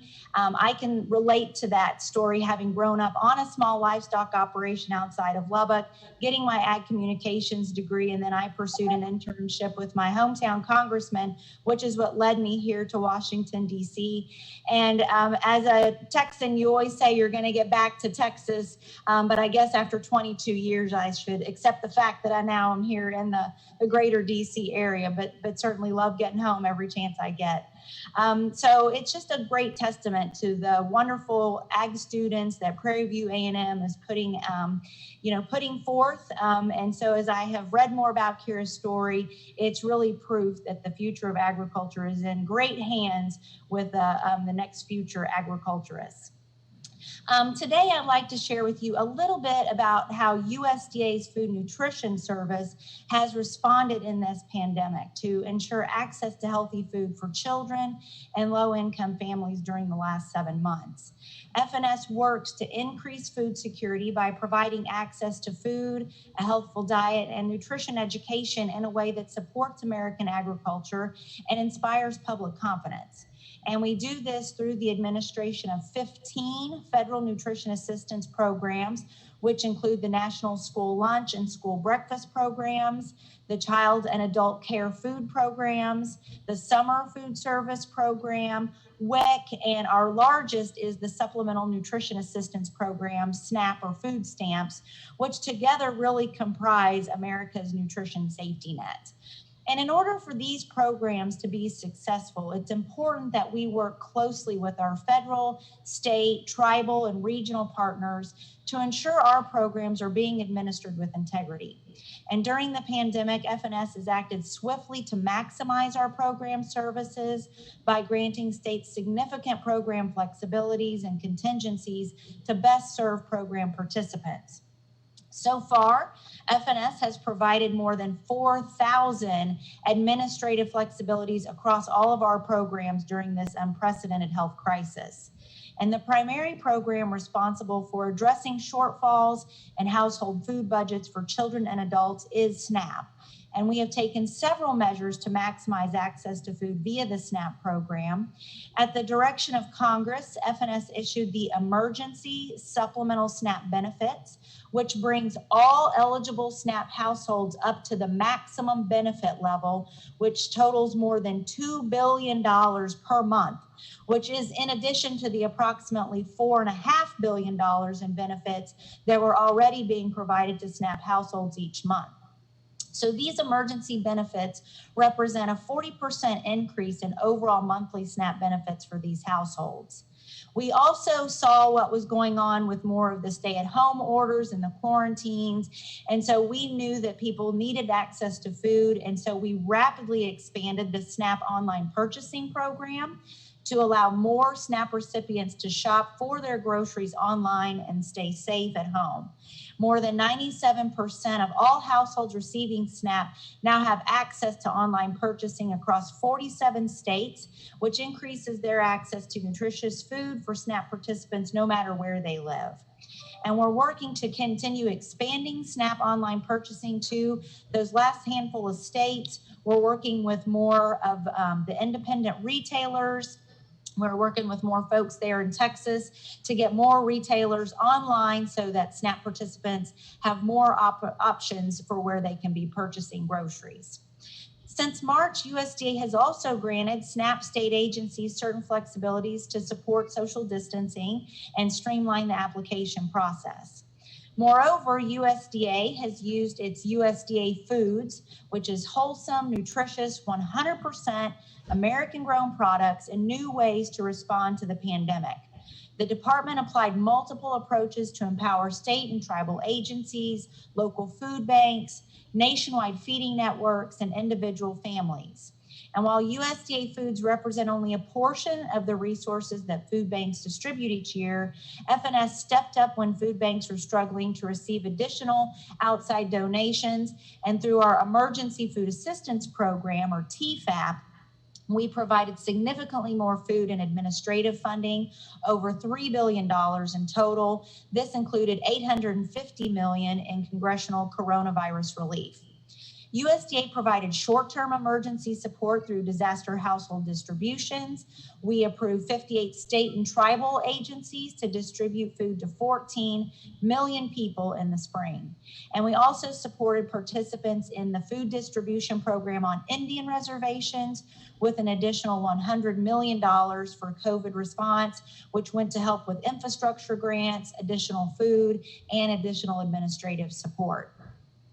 You've probably heard more about our response on child nutrition, and we have certainly provided unprecedented flexibilities to help schools and communities feed kids through the pandemic. We issued over 50 nationwide waivers, which have supported social distancing, streamlined access, and allowed for flexible meal service options. USDA has extended these flexibilities to allow our summer meal program operations to continue serving free meals to all children through the end of the 2020-2021 school year, so through June of 2021. And this extension of the Summer Program Authority will provide summer program sponsors and schools with the flexibility they need to get meals to kids, whether they're learning in the classroom or if they're doing a virtual or hybrid learning environment. It's really giving that flexibility so folks on the ground can adapt to what they need in their local communities. And we're really excited to see how folks have been innovative. We've seen everyone use bus routes to allowing parents to pick up a week's worth of meals. There's really been some creativity going into this. Some of our schools and sponsors have made it fun for the kids, dressing up as Star Wars characters or in dinosaur costumes, and just really doing that outreach for families and kids to make it more fun. Over the summer months, we also had states enter into a public-private partnership with the Baylor Collaborative on Hunger and Poverty, McLean Global, and PepsiCo. This was a partnership that began as a summer pilot project back in 2019, and it was leveraged as the emergency Meals to You to address pandemic-related nutrition needs in the rural areas. Meals to You boxes were delivered directly to children's homes via the U.S. Postal Service, and each box contained 20 nutritious, shelf-stable meals, so it had 10 breakfasts and 10 lunches or suppers. And between April and August, this program provided over 38 million meals directly to the doorsteps of low-income children in rural areas. And in participating states, families with students who attended an eligible school or they're eligible for free or reduced meals, they could opt in to receiving one of these boxes for each of their children every 2 weeks. And it was just another great show of the public-private partnership and the collaboration, something that started as a pilot in Texas, then expanded nationwide. So throughout all of this, it's really been heartwarming to see USDA and our state and local program partners and the public and private sector organizations work together to ensure those impacted by this pandemic could get the food they need. But we know that people are ready to move forward. We're ready to move past this pandemic, get back to school, back to work, back to some sense of normalcy. And so this agency remains committed to continue working with all of our partners to help move families forward. And as we look ahead, we will continue to ensure our programs are delivered through a human-centered approach that meets families where they are, providing not only access to adequate nutrition, but pathways to sustainable independence and positive health outcomes. Moving families forward is about our families taking one step forward each day to be better off than they were the day before. And we know this won't be a quick fix, but it's about that mindset in which we design and deliver our programs. where we're inspiring hope. And we're working across all of our partners, just so folks know we're here to meet them where they are, work with them, and know that we want to help them move forward. So in closing, I want to thank all of you for participating today. I thank Prairie View A&M for everything you're doing with World Food Day, allowing me this opportunity to join all of you. I appreciate your commitment to making our country, the world, everything better through the work you're doing to support and sustain American agriculture. So thank you for allowing me to be here today. Well, thank you, Pam. That was nice and sweet. And I think you gave a really rendition of the pandemic response that FNS did to outreach and really get out in those areas and take care of those that are very less fortunate. So we appreciate your leadership. And I guess I can say welcome and goodbye from your home state. Thank you so very, very, very, very much. Okay? Thank you. Y'all take care. Have a good weekend. And if there are any questions, please put those in the chat box. And in the interest of time, we're going to keep it moving and keep it rolling. So thank you again. Our next presenter, USDA presenter, again, as I said, I wanted to bring a USDA perspective, more a U.S. perspective. And I think our next presenter will give us some details on a very, very important program that the mayor talked about. And maybe give us a perspective on how it came about. We probably know why it came about, but certainly want to welcome our next presenter, who is David Tutwiler. He's the Deputy Administrator for Agriculture Marketing Service with a special emphasis in commodity procurement program and responsible for managing over $3 billion annually in purchase of meat, poultry, fruit, vegetables, dairy, grains, oilseed commodities to support American agriculture and provide safe and nutritious food for various nutrition and international food aid program.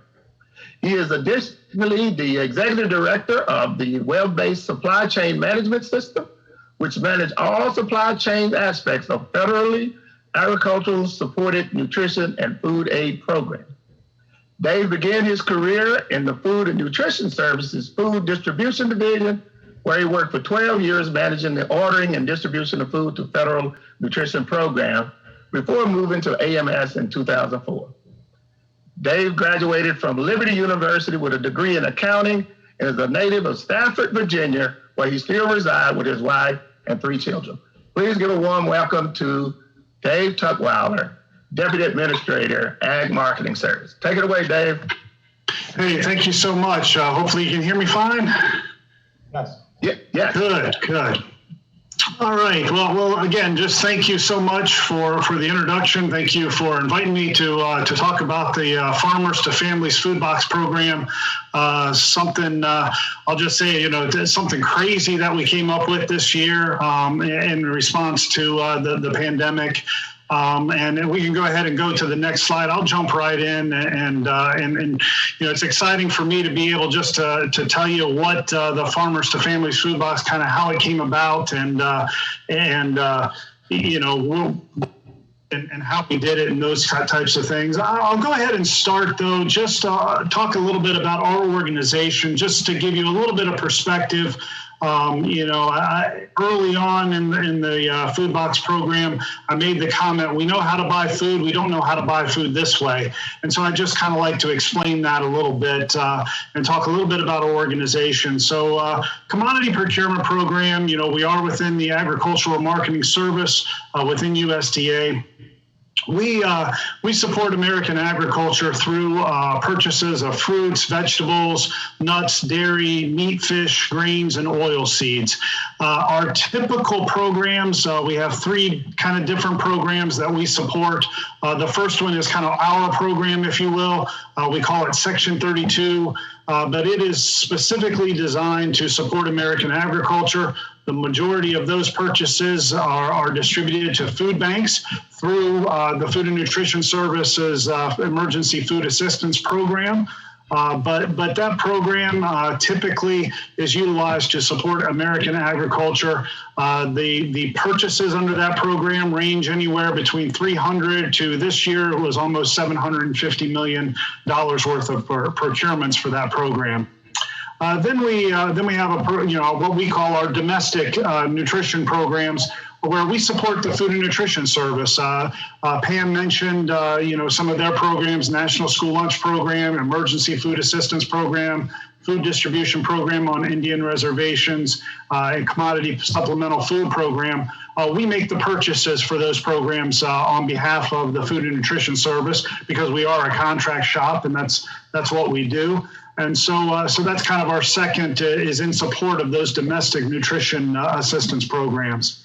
And then our third program is our international food assistance programs, and we support the U.S. Agency for International Development and the Foreign Agricultural Service, and support their programs like Food for Peace, Food for Progress, Food for Education, by making purchases on their behalf, and of course delivering those products around the world. So that's what we typically do. So we do know how to procure food.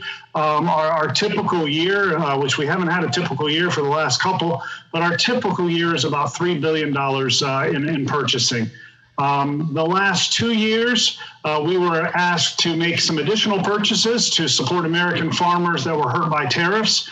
So in fiscal year 2019, we did an extra $1.2 billion worth of procurements. The majority of that also was delivered to food banks across the country through the F&S programs. And then in this past fiscal year, which just ended September 30th, we were asked to purchase an additional $1.4 billion for the same reason. And again, most of those procurements were made and delivered to food banks across the country.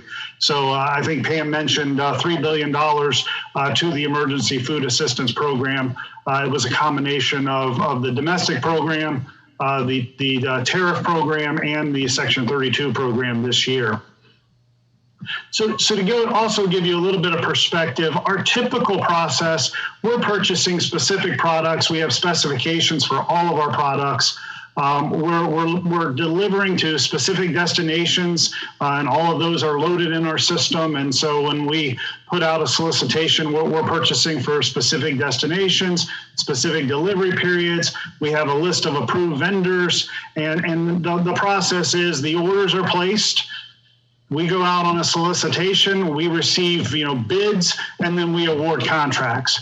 And so that's our typical process. So let's go ahead and jump into the Farmers to Families Food Box program. And I gave you that perspective to just kind of illustrate how different this program is. And I think we skipped one slide there. If we could go back one slide. And if not, that's okay. I can keep talking. I don't necessarily need the slide.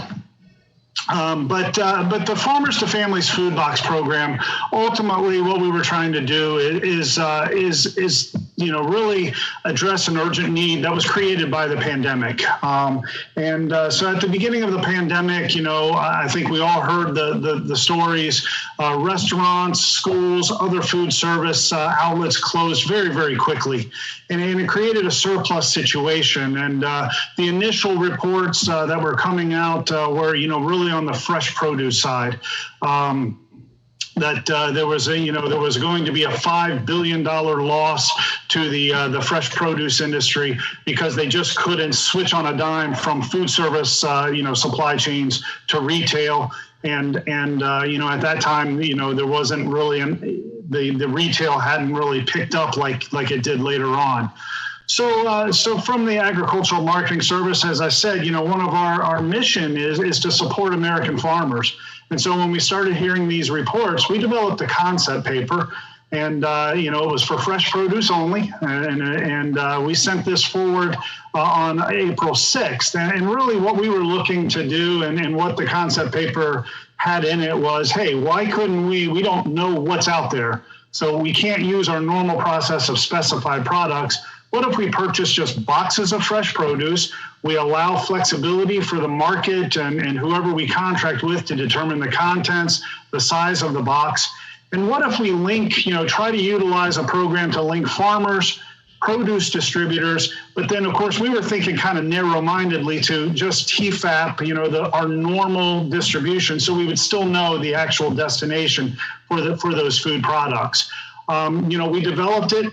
Market support was the focus, and that's kind of the initial focus was how do we support the fresh produce market. So we developed this pretty quickly. It was well received. Our concept paper that was delivered on April 6th was well received not only by the department but also the White House. And then during that time that we were developing that kind of concept, there were additional reports of dumping milk, euthanizing chicken, hogs, and so the concept was expanded to include fluid milk, other dairy products, chicken and pork.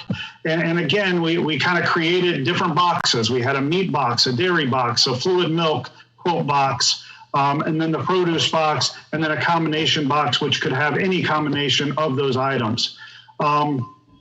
So our concept kind of expanded a little bit. We still then were looking at commercial distribution, not just produce distributors, but any distributor that could deliver products, these boxes to organizations. And then it was also expanded beyond just the destinations that we know in our emergency food assistance program to any nonprofit organization across the country that could be determined by the vendor. So obviously that added a lot of complexity to this program. So we kind of planned on, roughly in our small minds, I guess at the time, roughly we were thinking, well, we'll do about $300 million per month, $100 million per the main categories, dairy, meat, and produce. So we released a request for proposal on April 24th. The secretary did announce this program as a $3 billion program on April 17th. And we what became to be known as the Farmers to Families Food Box Program. So when we initially released that solicitation, we were thinking, okay, $3 billion, we can do about $300 million per month. We'll extend the program out as long as we need to do.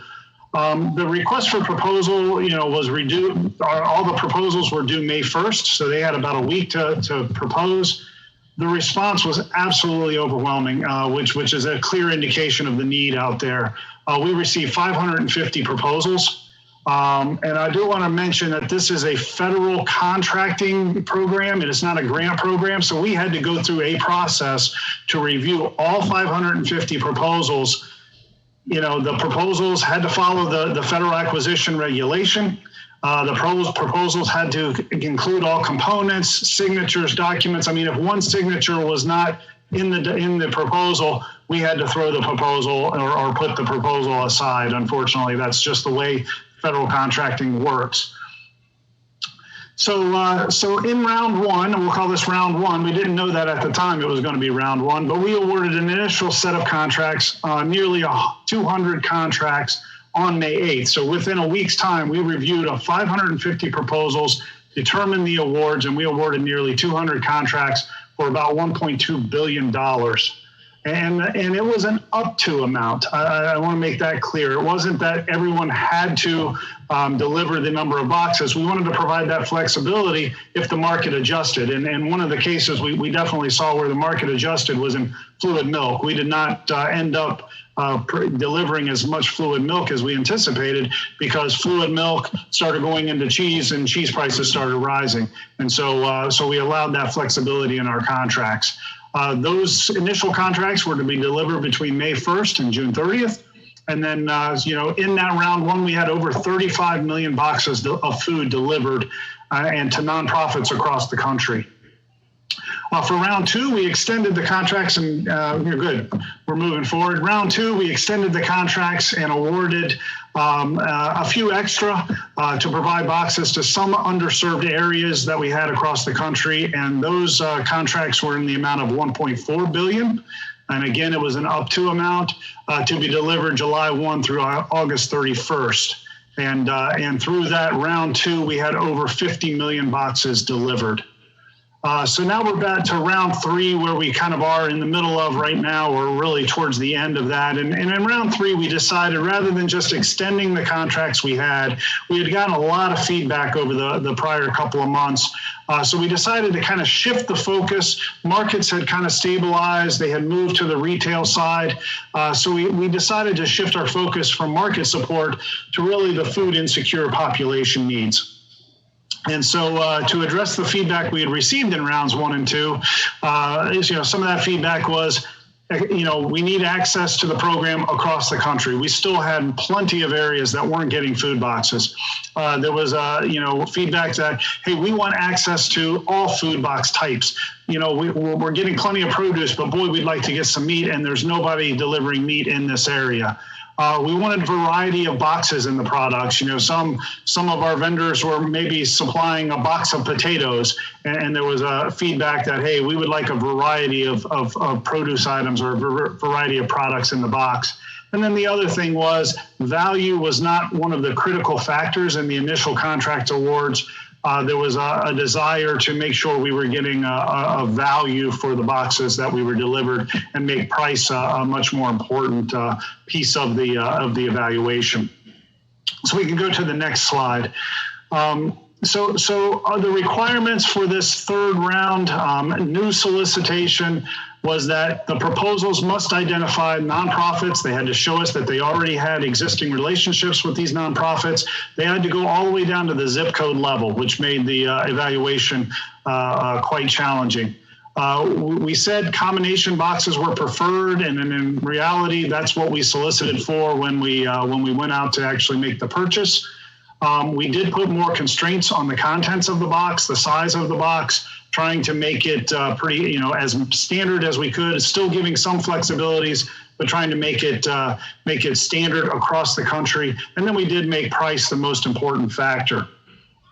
As I said, these requirements made the evaluation of those proposals much more difficult. So we ended up with a round 3A, I'll say, where we did extend some of the contracts that we had through September 18th, which gave us that more of that time to look at those proposals.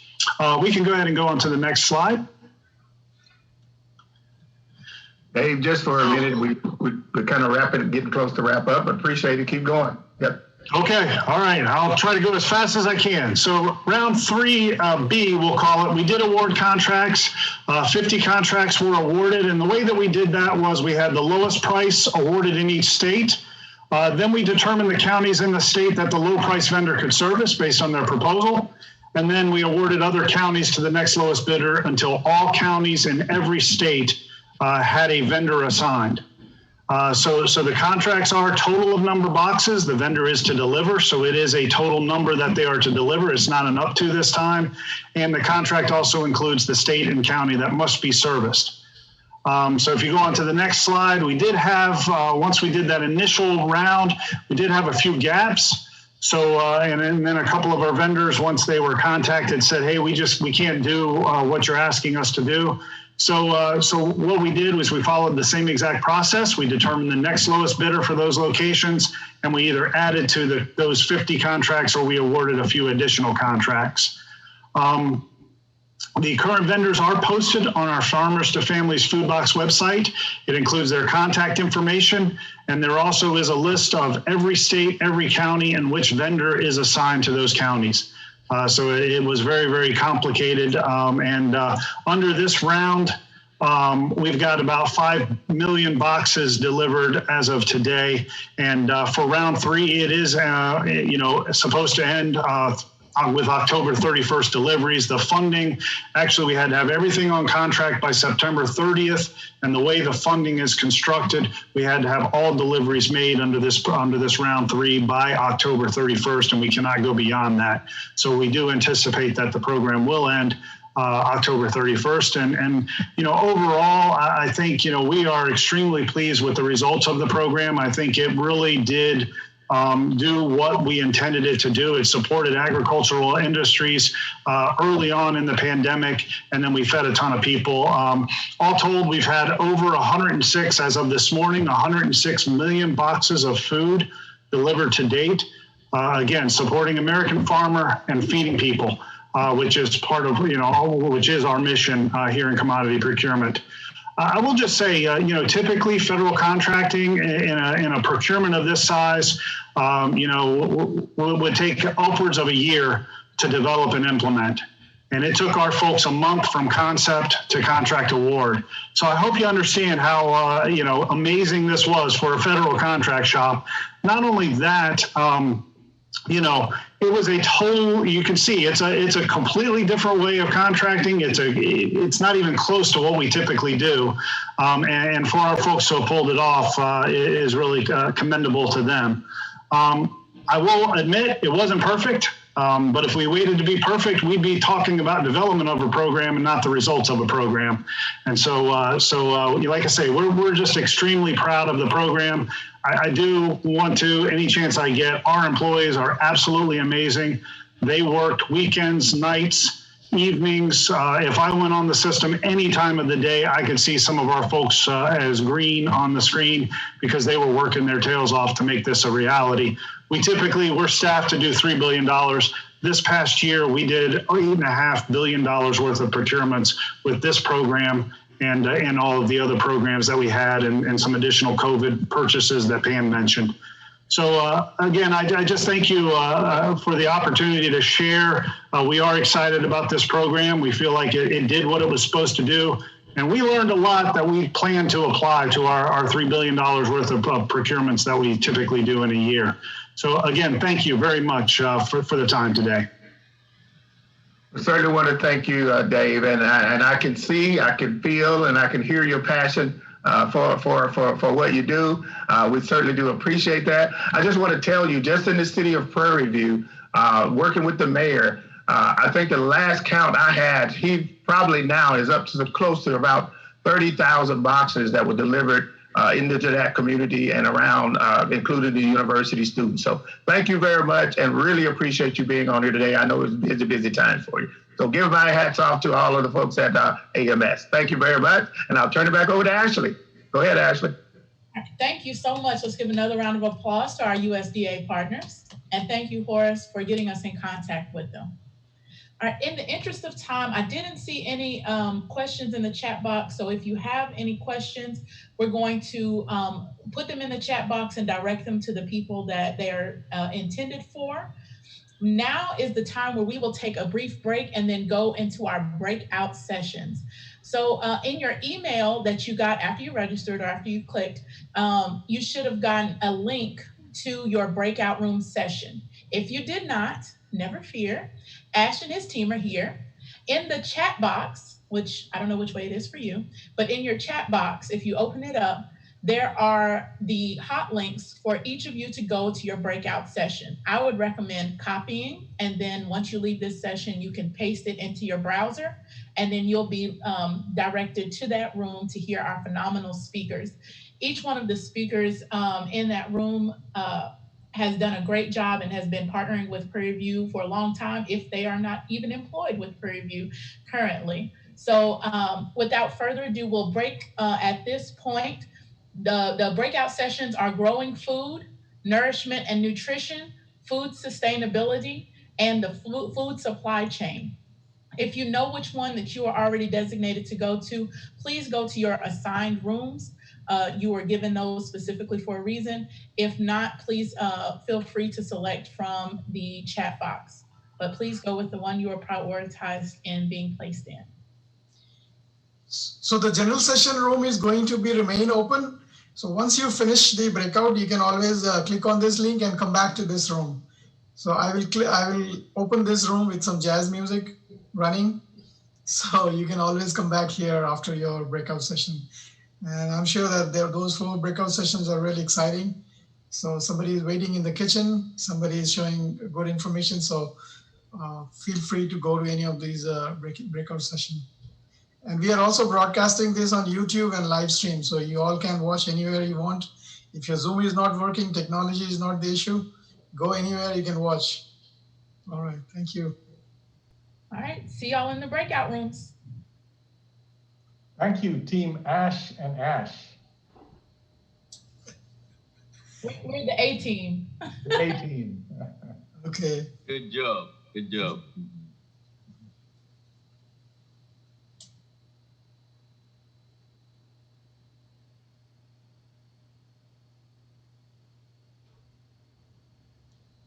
Ash, are you in the office? Yes, sir. Can I get to choose a breakout session, or I just have to go to whatever is designated? No, you don't have to choose if you don't. Well, I'm looking for, I have just one link. So. Yeah, so what you have to leave this session, and then you can join again. You have to click on this link again to come back to this session. You can have only one session at a time on your computer. Okay. Or so if you want to join, then you can also use incognito browser, okay. and you can join in the browser. Then you can have both. My question is, how do I get the other link? Which one you want to go? So let me. I put in the chat box. Okay. Oh, okay. Okay, I see that. Yeah, you can see in the chat box. I see that. Mm-hmm. Okay, thanks. Mm-hmm.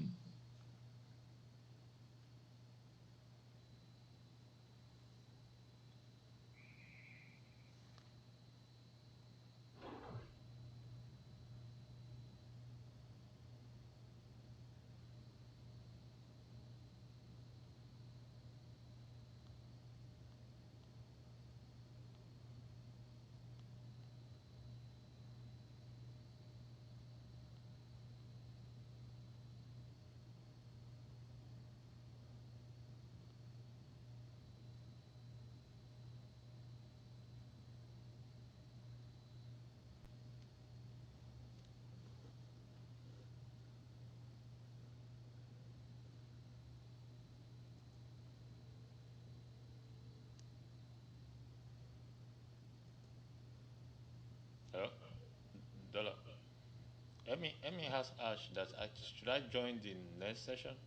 Hello? Hello? Can you hear me? No, I know, but okay, I'm just okay. You can just no, me, I'm broadcasting. I'm not just joining, so I just want to be sure.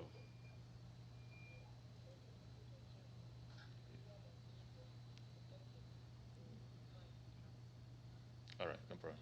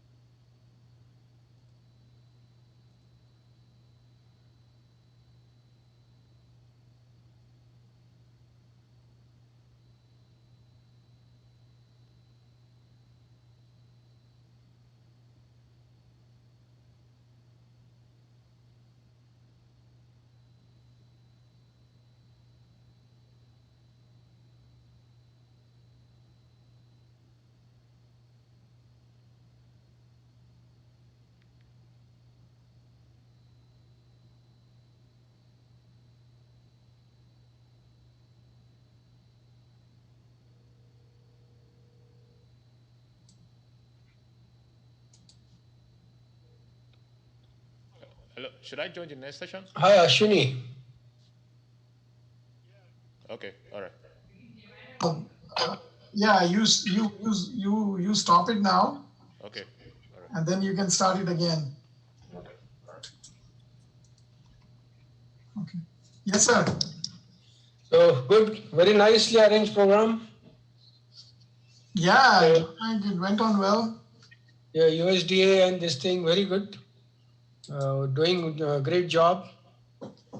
Yeah, actually, there was a good committee and headed by Dr. Martha. Dr. Myers was, he just retired, and then he did it